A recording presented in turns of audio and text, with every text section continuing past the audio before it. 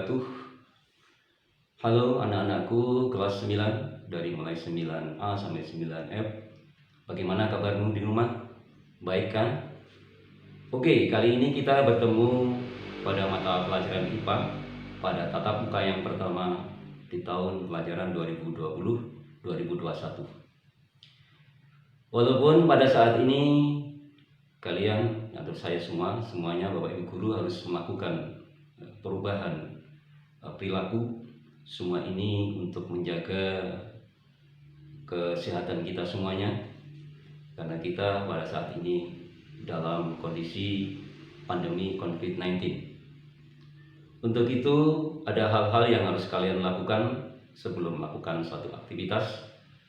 Yang pertama, jangan lupa cuci tangan dengan menggunakan air yang mengalir dan dengan deterjen, dan keringkan dengan kertas tisu.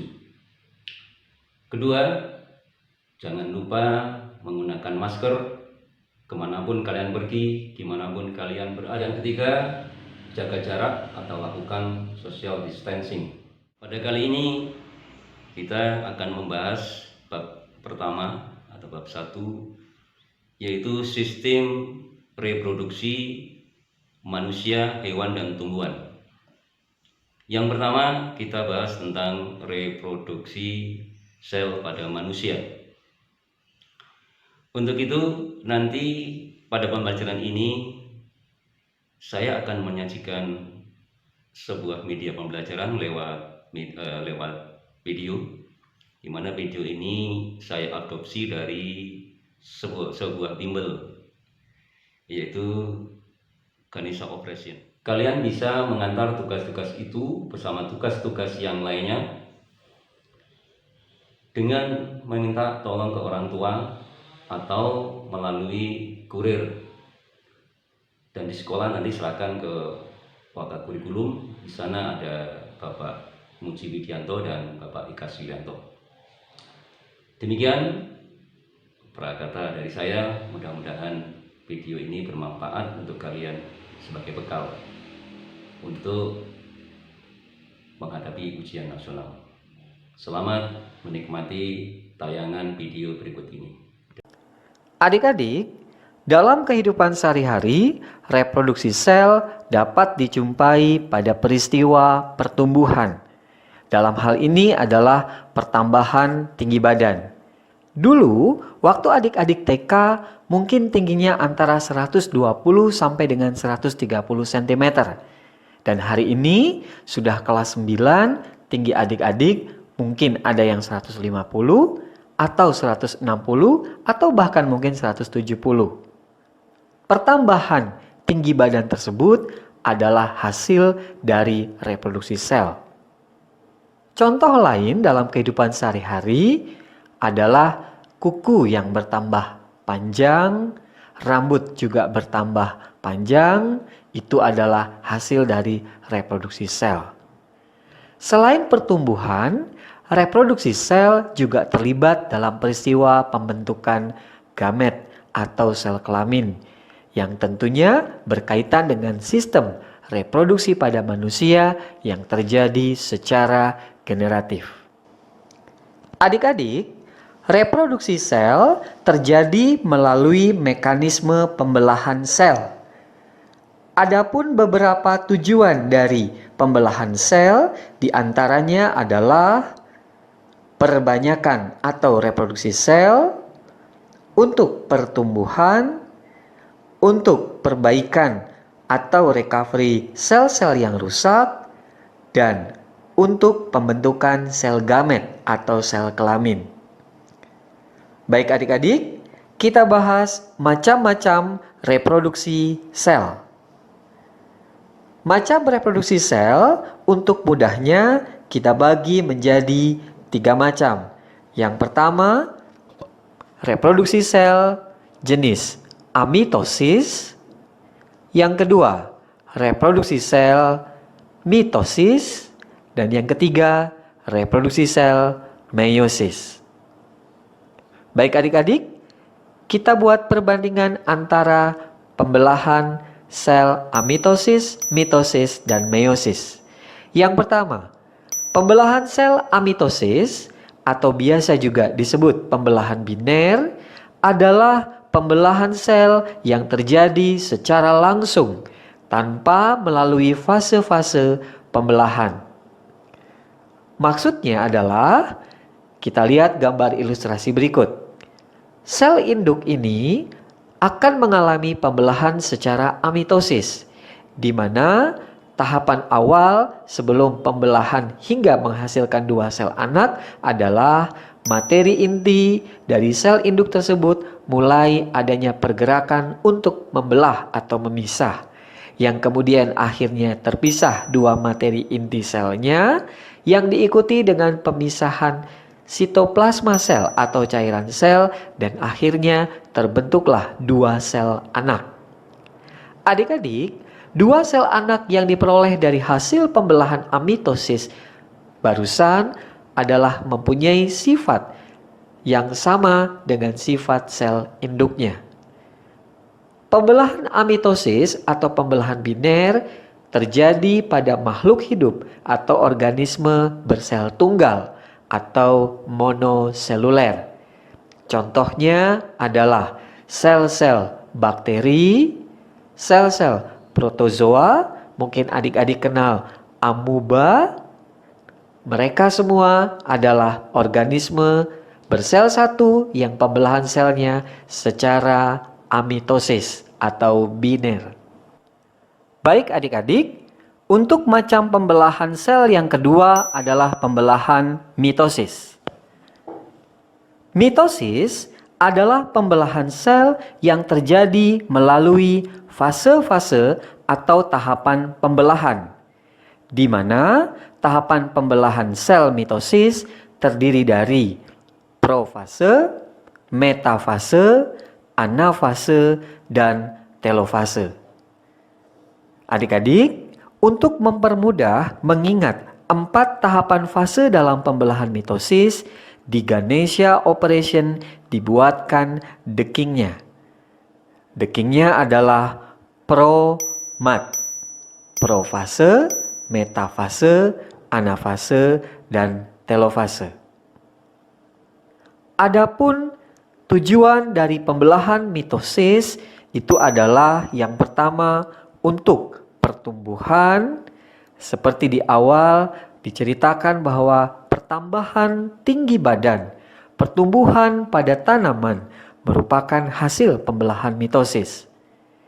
Selain pertumbuhan, tujuan dari pembelahan mitosis adalah penutupan luka atau restitusi, dan juga mitosis dapat terjadi pada peristiwa mekanisme regenerasi atau perbaikan sel-sel yang sudah aus. Adik-adik, pembelahan mitosis terjadi pada sel tubuh atau sel somatis dari makhluk hidup bersel banyak. Baik adik-adik, untuk jenis pembelahan sel yang ketiga adalah pembelahan meiosis. Meiosis adalah pembelahan sel yang berlangsung 2 kali, yaitu meiosis 1 dan meiosis 2 dalam satu paket pembelahan meiosis. Pembelahan meiosis merupakan pembelahan reduksi, di mana terjadi pengurangan jumlah kromosom pada kromosom sel anak yang dihasilkan. Adik-adik, pembelahan meiosis terjadi pada pembentukan sel gamet atau sel kelamin. Jika kita perhatikan gambar ilustrasi berikut ini, sel induk mengalami pembelahan meiosis, meiosis pertama, kemudian dilanjutkan pembelahan meiosis kedua pada masing-masing sel anak yang dihasilkan, maka menghasilkan hasil akhir sebanyak 4 sel anak, di mana sifat sel anak yang dihasilkan dari pembelahan meiosis ini tidak sama dengan sifat sel induk, atau sel anak mempunyai perangkat kromosom separuh atau setengah dari jumlah kromosom sel induk. Kaitan reproduksi sel dengan sistem reproduksi pada manusia.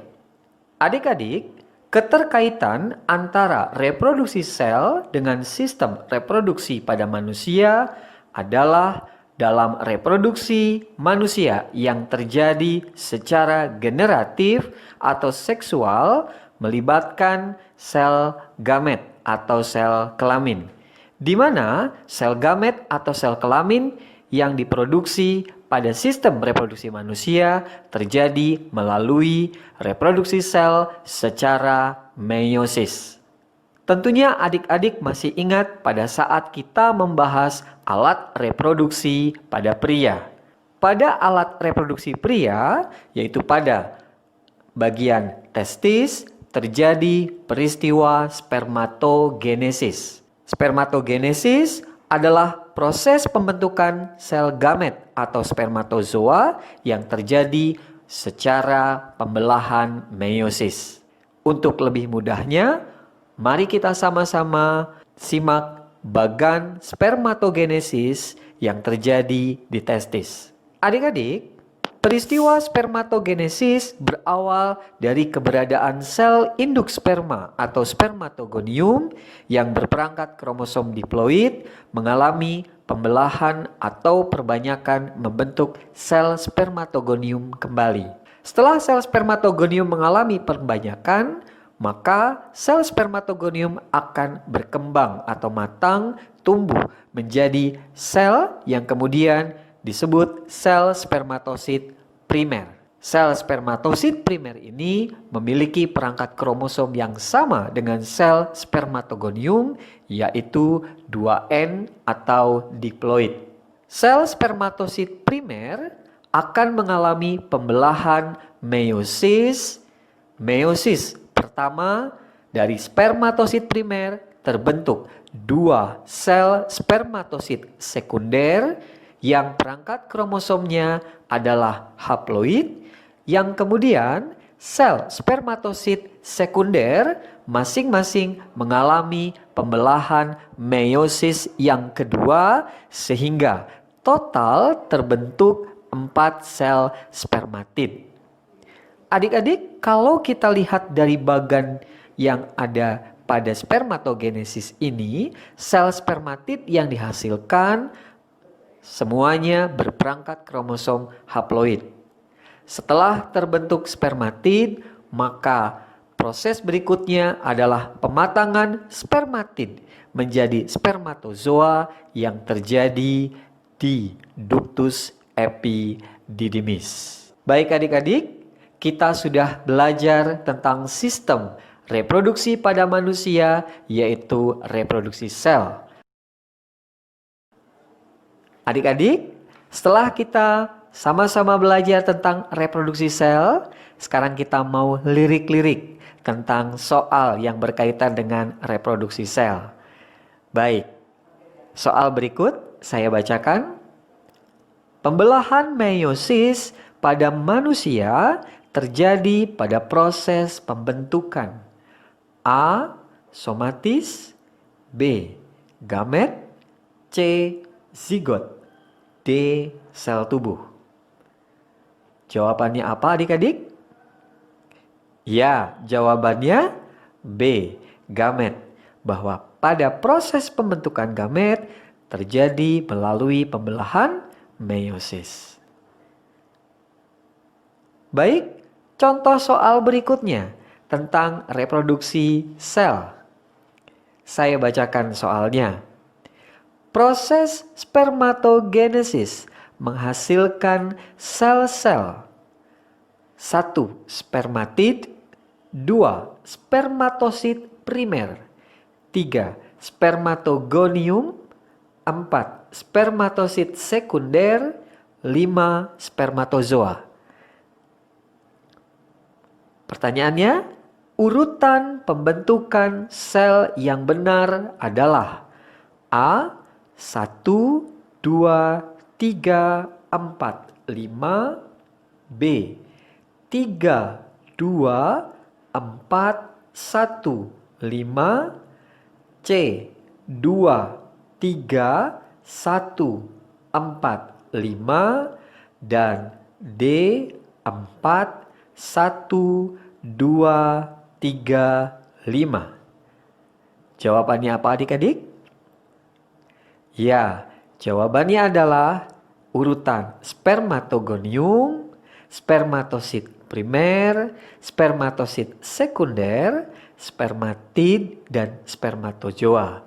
Atau jawabannya adalah B. Nah, adik-adik, untuk menyelesaikan soal yang barusan bisa juga diselesaikan dengan menggunakan konsep The King.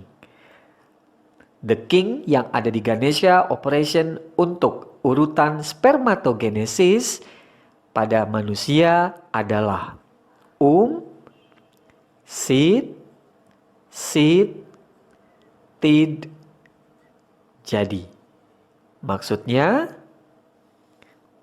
adalah spermatogonium, seed spermatosit primer atau spermatosit 1, seed spermatosit sekunder atau spermatosit 2, tid spermatid, dan jadi maksudnya adalah jadi sperma atau spermatozoa.